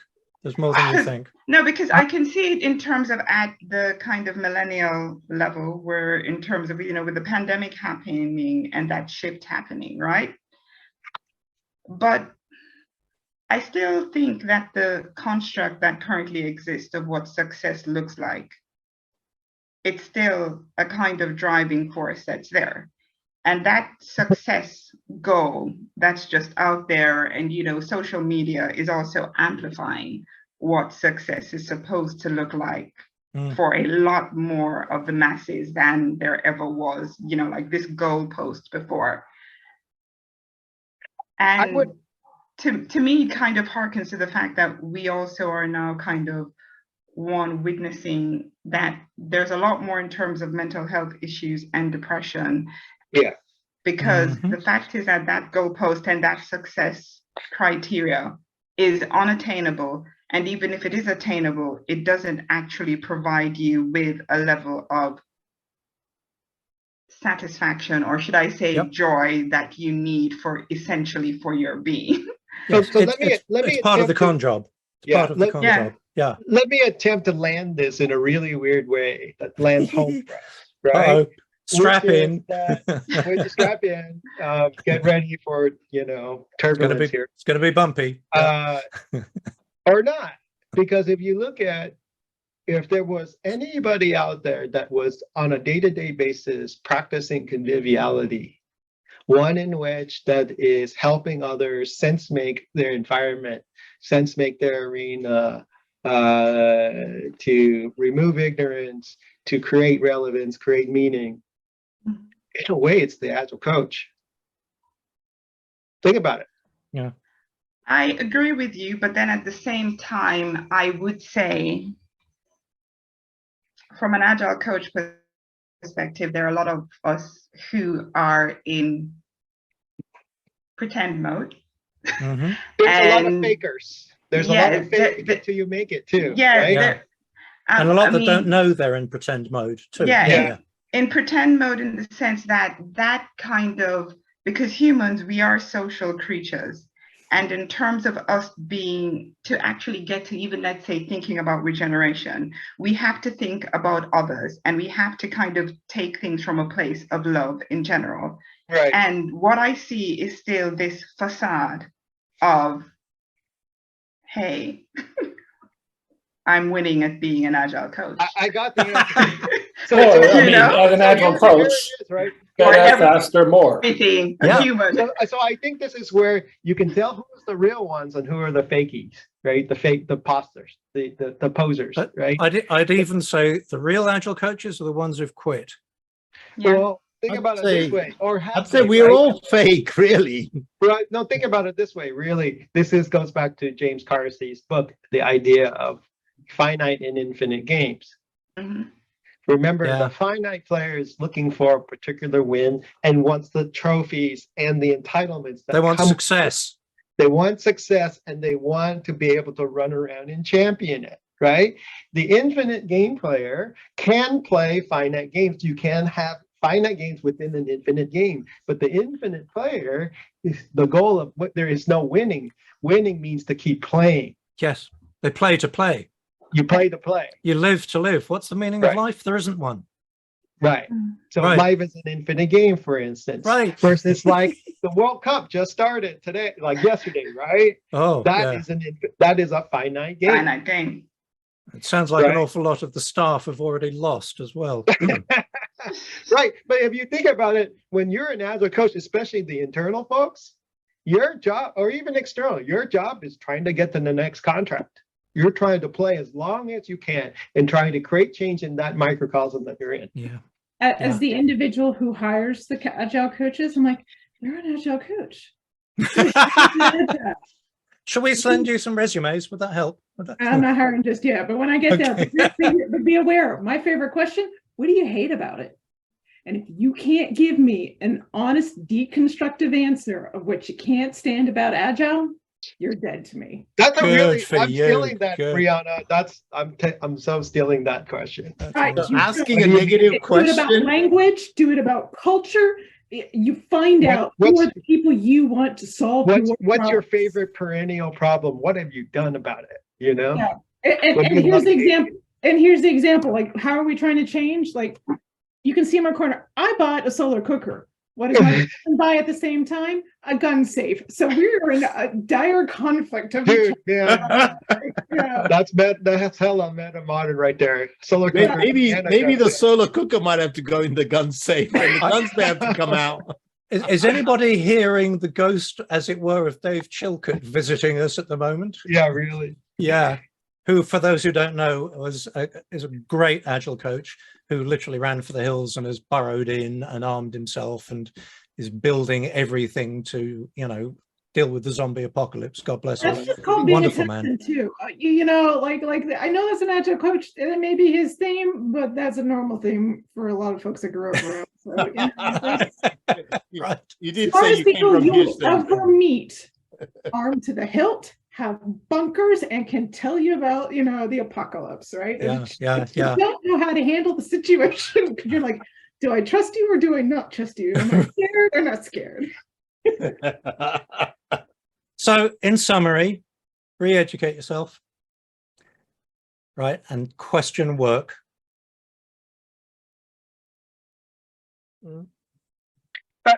I think the other side too, I think, is sort of like, what do we do about it? How do we begin degrowth now?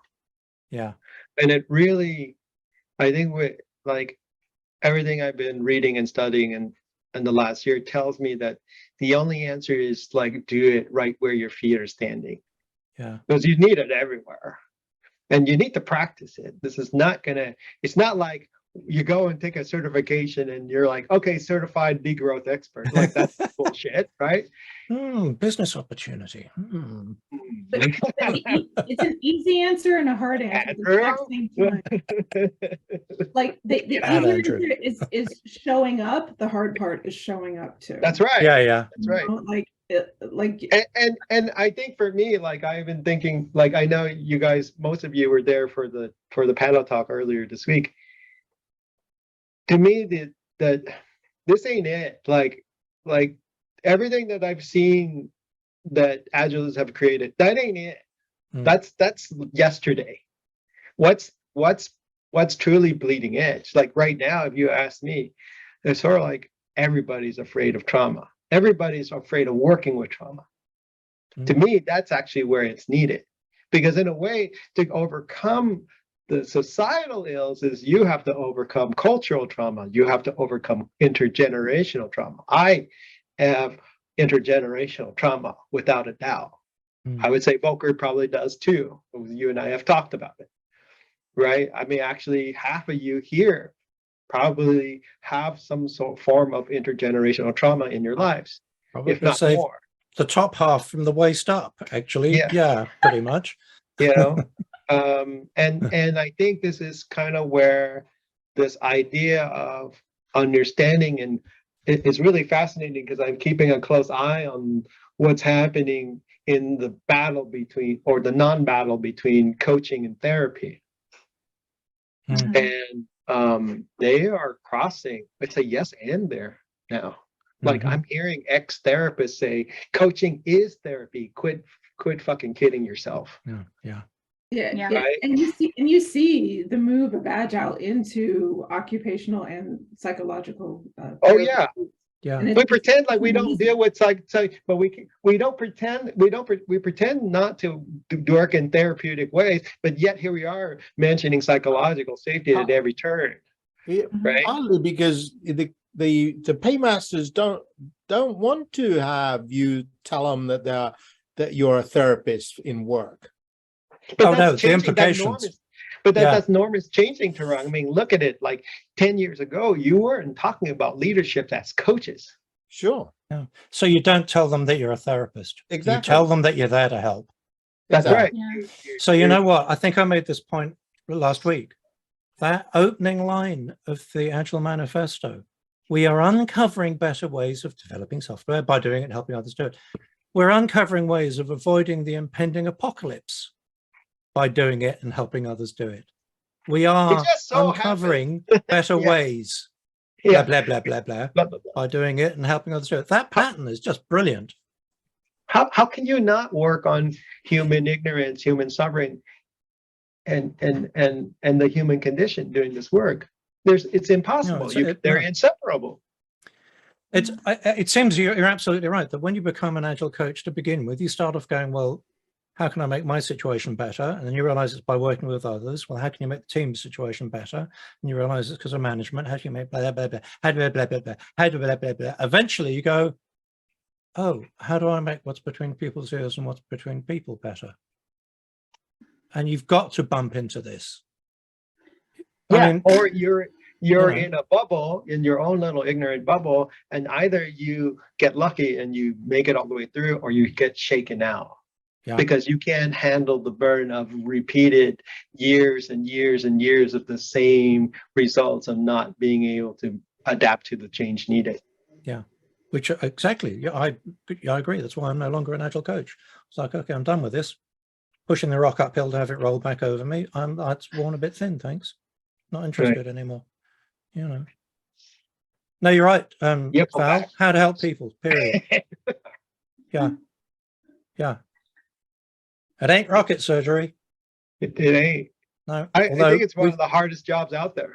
Yeah. People think like, oh, I'm just gonna get a certification, make a lot of money, and like they don't think about how they're causing suffering. No. Or suffering themselves. No. I think from my perspective, there are loads of people who you can do Agile coaching and it doesn't bother you. And that's just because it's either you haven't gotten to that kind of processing internally and it just, doesn't affect you. But what I realized, I think it's easier for you to kind of go, you can call yourself an Agile coach. And I think that's just in terms of you're saying, hey, you're understanding the frameworks and the methodologies, and you don't necessarily have to kind of assign any of the actual kind of personal care and other parts about it. I see that they can be separated, because when I started on this journey, I had a problem with accepting the title of coach at all. I kind of felt that it was, you know, part of this thing of everybody's bandying about, like, I'm a coach, like, you know, this Life big, coach. yeah, life coach, everything, like you're gonna save the world. And there are just so many people who are not doing the personal work to actually have that title. Yeah. And the only reason why I'm okay with saying that I'm an agile coach is, one, because it's rooted, it's, should I say, founded in terms of, hey, these methodologies and other things. And yes, you have everything else in terms of people learning about systems and coming on. But I still felt that, because for me, I still have loads of work to do, agile coach is okay for me. Any other kind of coach, whether it's coactive coaching or, I'm not willing to have that title as yet, because I'm personally not ready for all of that. You know, so and at the end, for me, I don't know who was saying it, that at this point, I'm just about helping people, and it's about helping people in the physical space where I'm at, because there are loads of people who are not at that level of consciousness or luxury where they have the time to think about how they're feeling. A lot of people going to talks like this, it is a foreign concept of, you're talking about all of these really heavy stuff. Why? And if I can somehow show up in a regenerative space or some space and kind of introduce concepts without a label, I'm happy to do that. So let me respond to that. I think there's a. Can I throw something in just for a second? Please. Go ahead. Go and read that John Taylor Gatto thing, and I think you'll find in the 6 points that it includes one that basically says, what you're saying, that was deliberate. Making sure that people don't think that way, that was deliberate. Sorry, go back to you. So I think the other side is, like, this industry is relatively young. And the other side is even what people think is like, oh, coaching's been around. No, it hasn't. Yeah, it's been, but its modern form was developed in the 80s when Werner Erhard had a big hand in it, right? As did the guy who founded all. Like, I love how everybody loves to cite CTI, but sorry, they were not the first. You have to go back to Thomas Leonard. And the idea here is sort of like, and then when you start talking about agile coaching, if you peel underneath the hood, even coaching today is changing. Coaching is therapy. And we're going to find out more and more, because how can you not be doing therapy in the ways we work? As one podcast I listened from a former therapist, that Kim Barta says, coaching is a narrow band of therapy. Very narrow band, right? And you only operate in that tiny little band. Now, the other side is, if you look at agile coaching, to say we're a coach, I think in a way, there's no title for that, because we're doing something different that probably the business world has never seen before. Because we're straddling this holistic sense of what it means to, as I like to say, behold an organization. We're holding it so that it can mature, that it can develop. Even coaches struggle at that. Coaches are not they're not in the belly of the beast. They're not living and breathing the organization. Even if you are a consultant, you're still in the beast in some form. Right. And when you talk about, like, there's this, for me as a coach, it's like there's this fluid dance of, when am I consulting? When am I mentoring? When am I facilitating? When am I coaching?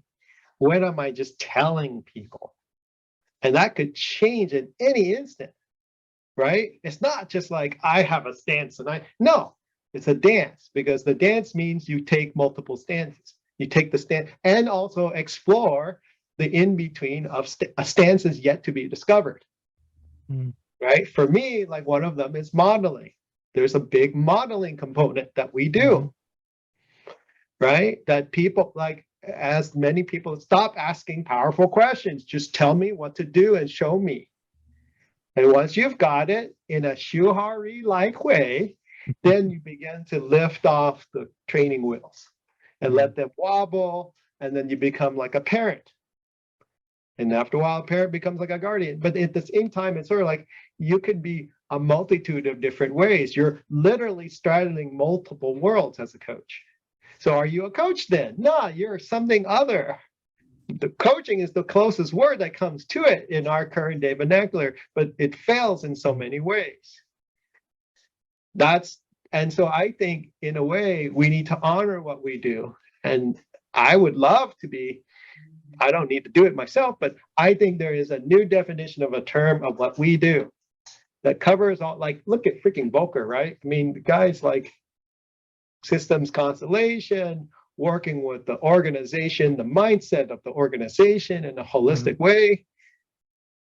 That's not freaking frameworks, you know?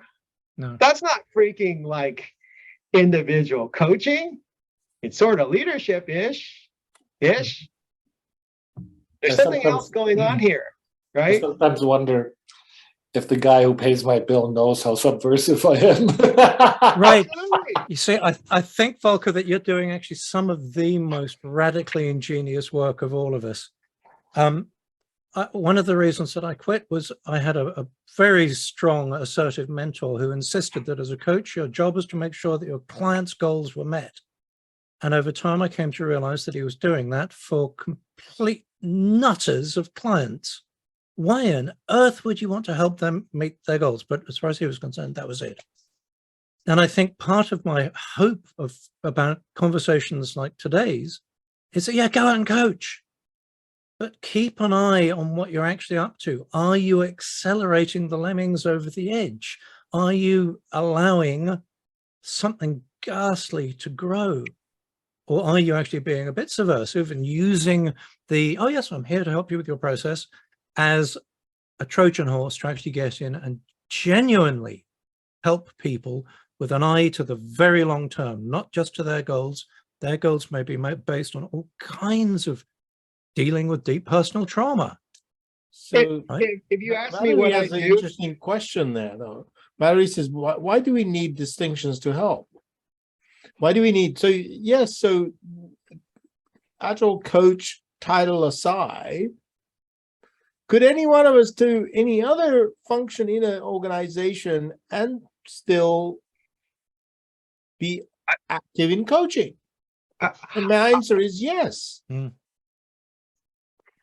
I think in a way, yes, because in a way, the logical conclusion of what we do is learning how to operate an organization. That's what we would excel at. But our job is not to own the funky. Our job is not to actually do the actual operation, right? And in a way, going back to the title, these title things, like if you ask me what's an accurate title, what I'm doing, I'm more of a, I know Volker will agree with this, I'm more of a culture guerrilla, G-E-U, Yes. the Che Guevara like, guerrilla. Che Guevara kind of yeah, guerrilla, not right? Coco. Because you're no. in there, like sometimes I'm like, hey, there's sometimes I'm like an arsonist. Yeah, I'm setting fires. Yeah. If you really think about it, you're trying to change individual mindsets through your work. That's So right. that can happen in education. It can happen anywhere. That's right. So Yes. That's right. And And doing it, collectively too, right? and doing it aware that those individuals are nodes in a network, That's right. Yeah. right? You change part of a system, you've changed the system. But you can't talk about it But the key thing Valerie's pointing out is can't know. mindset, in a way. right? Valerie's pointing out it's changing mindset, and that takes time, effort, and energy, and the therapy part comes in, and everything else comes in, right? Partly, it doesn't matter what title you might have. In a way, what we are also probably why we all come to these forums, I guess, that there's an element of, which is something I'll be thinking about, that there's an element of a tendency that we want to be servant leaders. We are, not we want to be, we are. We want to serve. Too late. Right? We want to serve and lead as a result of serving. And that in organizations isn't something that is necessarily most organizations don't really care for much of servant leader. They want you to be a driver. You must be a Well, driver. they want the results. They don't even care if you're a driver, as long as you. Oh no, they do care you're a driver, because the driver is what is going to convey what's happening next, what's happening next, what's Well, happening. I think when we start talking about it, is like how do we help coaches become culturally and politically savvy? That's the gotcha there, Jerron, to me. But I think right? what I will say is this, you know, and so Valerie, I completely agree with you. I don't need a title. The title that I had before was project manager. And when I came into the Agile community, it seemed like it was a bad word. And I found it very odd because, you know, yes, there are organizations that focus on like the driver mentality, but there is an understanding that there are loads of different types of personalities, and there are people who are considered like guardians and, you know, taking care and nurturing. And even in my role as a project manager, I like working on teams. I started in the IT world, so I know that there are tons of people smarter than me. And that's just a natural way of kind of, I didn't consider it servant leadership. I just considered it being a good team member. And, you know, if I'm doing good work and I'm helping people who are either working on a team and they don't actually feel that I have a voice, if I can support within that system, that's what I'll do. I don't need a title, but I have a title because I'm on LinkedIn. Right, but what I'm saying is like, so many of you know, I ran a nonprofit, right? And I worked with kids K through 12. And I spent several months mentoring a group of teenagers. And by changing mindset, it doesn't have to necessarily, I mean, I would agree over time, but we just have discussions just much like this, and I'd pick a topic and I'd say, okay, well, what does leadership mean to you? And many students going through school, especially when they hit that high school age, it's all about title and authority. And so purposely in my nonprofit, I created this team leadership council, and I said, no titles. Well done. And so they had to figure out how they were going to operate in a group and get things done without titles. And I said, everybody's equal. And the next year, they said, well, it'd be much easier if we had titles next year. I go, why? So you can go over there and you say, well, you do what I say because I have this title. I go, that's not leadership, right? So, and that's more of an experiential learning on an individual basis. These are not kids who, you know, are power hungry or trying to take over. They're products of their environment, right? And so likewise, Right. Yeah. now I'm a technical project manager. At one time I thought, okay, I want to be an Agile coach, love Agile, blah, blah, blah. And for different reasons, I didn't get into that and I didn't do that path. But I still coach in a sense, right? Because when you talk about systems thinking, you start seeing the big picture and you start seeing how elements relate. But also the thing is, what I see as kind of a turnoff when I read LinkedIn and a lot of this posts is there's still that either or. There's leadership and us, and Yes. there's a big problem. To me, you get down to the root cause and say there's that either or. There's no empathy. There's no perspective taking. There's validity in all of the different parties and how they are trying to do what they're doing. I'm not saying there aren't extremes and there aren't exceptions, good and bad. But you know, for instance, we have some young engineers and they had ideas and they were afraid to voice them. True, leadership can be domineering sometimes, but they also grew up in that school. You trust, you know, you defer to authority, you defer. So they didn't really ask either. So there's both sides. And so leadership didn't have the confidence in them because they didn't speak up, and they were afraid to speak up because they didn't have the title. And so, you know, part of that was coaching them to say, you know, when we have a meeting, if you jump in, just they ask a question, don't wait to be invited to answer the question, just answer the question. And that's how you gain their confidence and their respect, at least in our particular company. You, And you so get they why it started is. doing that. You get So- why it is that they were reluctant. I mean, that's why I bang on about the Prussian education system. They were schooled to do as they were told and only Yes, speak but when what my spoken to. point Yeah. earlier was, it's not the school system, it's culture, society. If you look at Yeah. Asian culture, you don't speak up, you don't ask questions, nothing to do with school. If you never went to school, you'd still grow up thinking that. Yeah, they had to adopt it in the West through education. Yeah, I get it. I get that there are cultures where, you know, I mean, respect you for the think about ancestors is even inherent. like in days where you had apprenticeships and Yeah. craftsmen, right? You were literally practically given away to go learn your trade. Yep. And you did whatever the master said you did. We're not even talking about slaves at this point. You were learning a trade. Yeah. Right? Yeah. There was no questioning of authority and I'd rather do this or that or, you know, anything. So I think it's just part of our history as humans, that it's kind of built in there. And even when you talk about that African tribe, I can't remember, the one you mentioned in the article, Mhm. right? Yeah, There's totally a- unpronounceable there's name. A Yes. little bit, I mean, while that's, you know, really great and sure there's these cultures, I mean, if you think about it, there's still that little bit of evening out, because they said when a young man goes and kills his first giraffe, they kind of bring him down a few notches because they don't want him getting, you know, too full of himself, Mhm. right? So there's still that equalizing kind of factor. I think it's just a matter of degree and how, you know, bad you take it. But it still exists because it exists in humans. Yeah. One of the And I nicest- agree with you. I agree with you, Valerie, that it might not necessarily always be schooling it culture, and that's why I was sharing that Hofstadter studies that indicate the conservative cultures where questioning is not, you know, valued.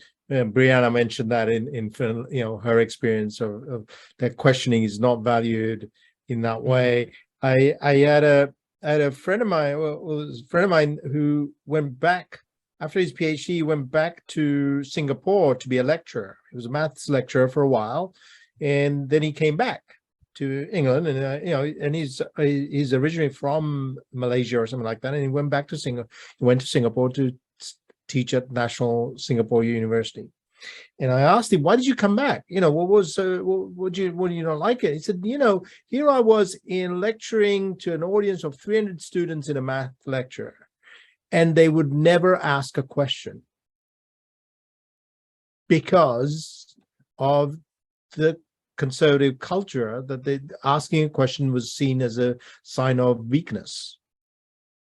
And coming back to that same context in the work setting, what Huey was pointing out, that as coaches, or I actually called myself change agent, really, not coaches, change agent. As change agents, we come in and observe this and actually model what we want, you know, what is a change in behavior, right? So we have to literally model it versus, so I will literally, in a lot of this meetings, I go stand up or refinement, I'll ask questions of really naive and maybe even stupid. I'll say, hey, this is a naive, maybe even stupid question. And then they'll come out, oh yeah, we never thought about that. And it's not that purpose. The purpose is to get them to speak up, get people to speak up. Yeah. Right? Although I So would we say are it's in that not business. always a sign of weakness. So I grew up in Hawaii. Mhm. In school, teachers would complain all the time that people didn't ask questions. And Mhm. it wasn't because you were seen as weak. It was actually part of that collective Culture. consideration. Right. Because if you asked questions, the class went longer, and you kept other people who maybe were just fine and didn't want to ask questions in class longer. So everybody didn't like you because you kept everybody else longer.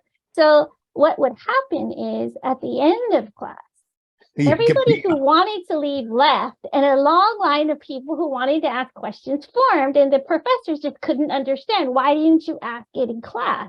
It's because you would have been rude to everybody else who wanted to go. So I just pinged a link to the culture map. Do you remember we did a session about the culture map, I don't know, 18 months ago? And Erin Mayer tells a lovely story where the person wasn't asking questions, not for any of those reasons, but simply because they came from a culture where the pause was longer. And when she said, have you got any questions? Okay, fine, you don't. She just hadn't given enough time for that person to go, actually, you know what I do.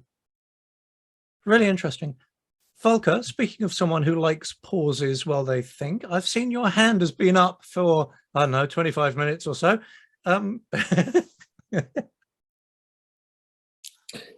Two stories.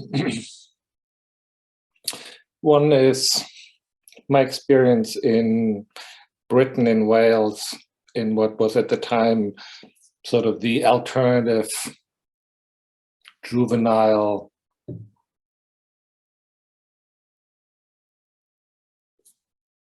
punishing system. I don't know. Oh, public schools. Oh, yes, right. No, this was this was a time in the 80s when Britain was mostly operating on the short, sharp, shock, the 3 S's, 6 weeks, boot camps that supposedly were horrible enough that you'd try to avoid it going forward, which didn't work at all. Yeah. And so they came up with these side experiments, and the social worker that I was working with as a high school student and as a chaperone to 13 through 15-year-old kids that came out of street gangs, essentially.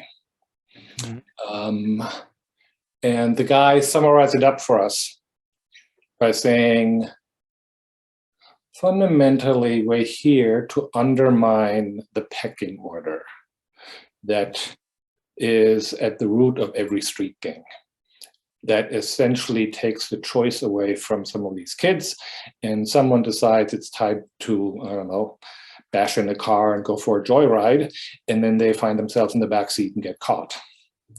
So how do you create permission for the kids that are lower on the pecking order to have a choice and not get bullied into the mafia style gang life? You're with us or you're dead. And, in that light, sort of what we're struggling against is that the remnants of this street gang culture that is colonialism and aristocracy and military, and come up with something better, different, more collaborative, and more based on distributed cognition and wisdom of the crowd, and not just the crazy egomaniac who says, I can drain the swamp, just leave it to me. Yeah. And then I am really fascinated. I coach political operatives. Like, I'm not an American citizen, so I can't vote. So my way of contributing is making campaign managers more effective in one camp and not the other. And it is fascinating to me how much, even at the campaign level, which is as close to an anti kind of, the massive scale of it. Operation, right? Operationally, they're growing. They double the size of their organization every week, starting in February, between February and November. Jesus. So the last week in October, they're still doubling this, the army of volunteers they're mobilizing to get out the vote. And the chaos and unruliness of that process is hard to imagine. And within it, they are as Russian military as it gets, which is the weirdest thing. I mean, we're making fun of the Russians failing in the Ukraine because they're so top-down, centralized decision-making bullshit that they have no chance. And, you know, government agencies are like that. And even the campaigns that are fundamentally a chaotic mess are imbued with this, the messaging, the talking points, who's allowed to do what happens if you overstep your authority. It's fascinating to run into a colonial mindset in an arena where you sort of think self-organization and just rules the day because you don't have another choice. You cannot control that massive mess, and it's still there in ways that is mind-blowing. Interesting. I would have expected exactly that, because it's in that particular example, it's all about messaging, and you can't have the message watered down or deviate if you do the self-organizing kind of ideas. Therefore, it has to be controlled. It has to be, because it's, in a way, it's a bit of a brainwashing going on as part of the campaign, right?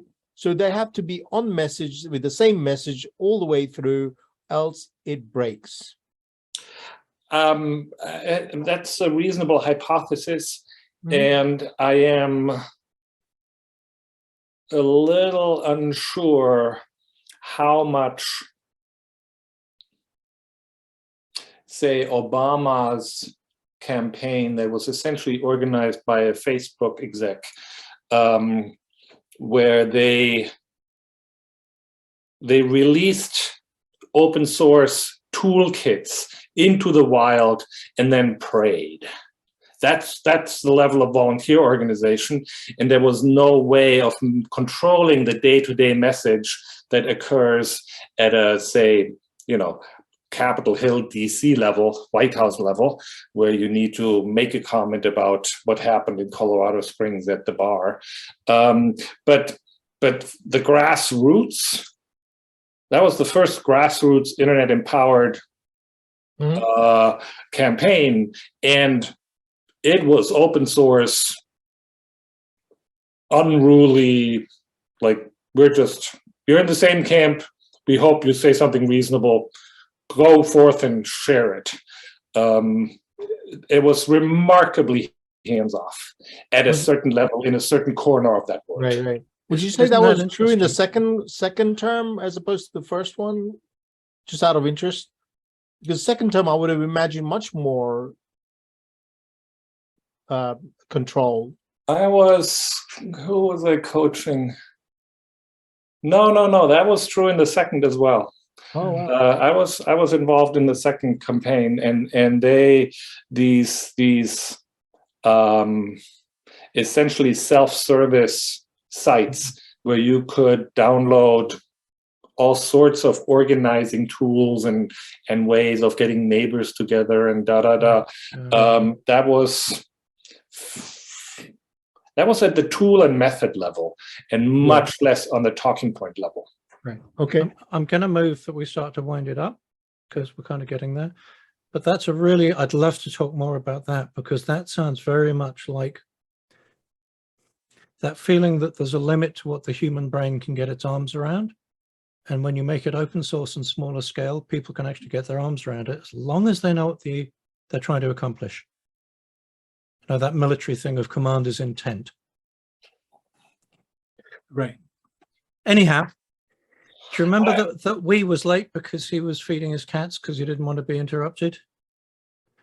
Well, I was worried that I was going to get interrupted because I'd have somebody to feed. It's kind of He's gotta go feed his cat. Yeah, so if we can make a last point or two and then draw a line under things for now. So why does this all matter? Thanks, we. That's a question in our tradition. You know, what does it matter to you? What does it mean? I mean, to me, it becomes more and more about decolonizing my mind.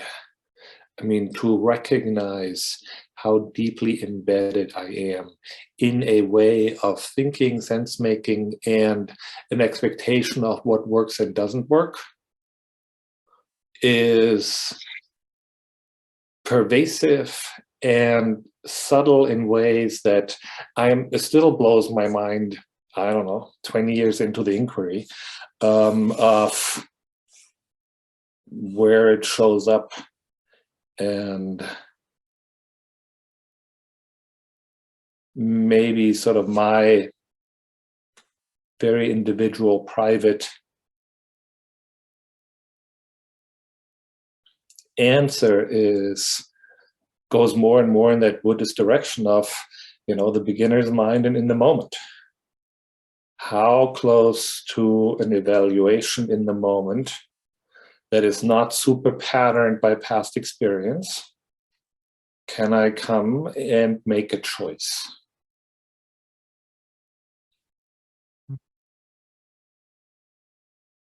Yeah. I'm going to throw something in. For me, it's right. as you said, it's being less anchored to the past and anchored in expectation. So that the moment thing kind of resonates with me. It matters to me because I want to live in a world that works for most people, not just for a few. And while it's being like that, I don't want to have to worry that I might have to be scared of my neighbors.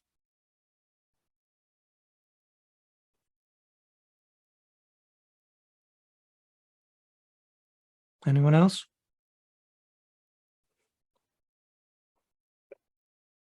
I resonate a lot with what Volker said. And I think it starts with us. Mm-hmm. It starts with us reaching out to our neighbor. You know, and but not the stupid one, like not the stupid one. There. Yeah. Well, I mean, I couldn't help myself. I couldn't help it. You know, in what capacity we have, right? And I think to me, it just furthers my belief that what I do for a living is my training ground. Right?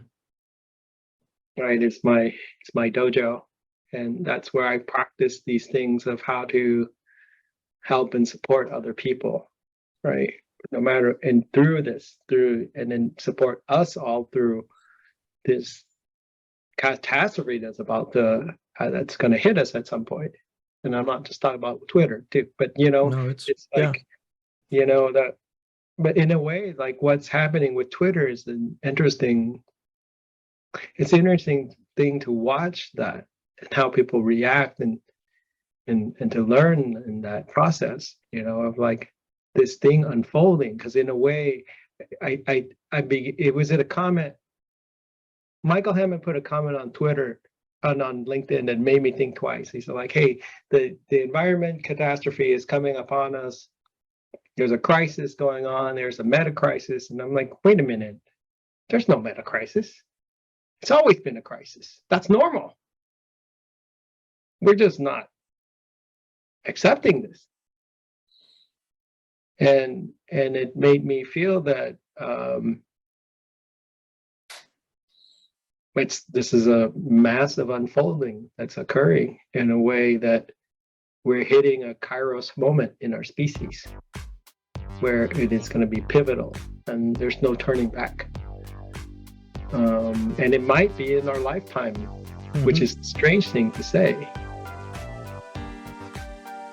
And what that might mean, because we're not going to be able to anticipate this at all.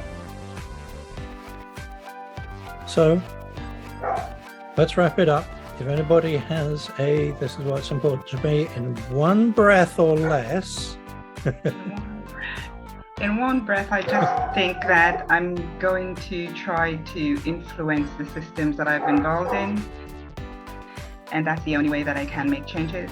And hopefully get everyone to not be bound in the stories that we tell ourselves, but to search for new ways that we kind of identify for ourselves.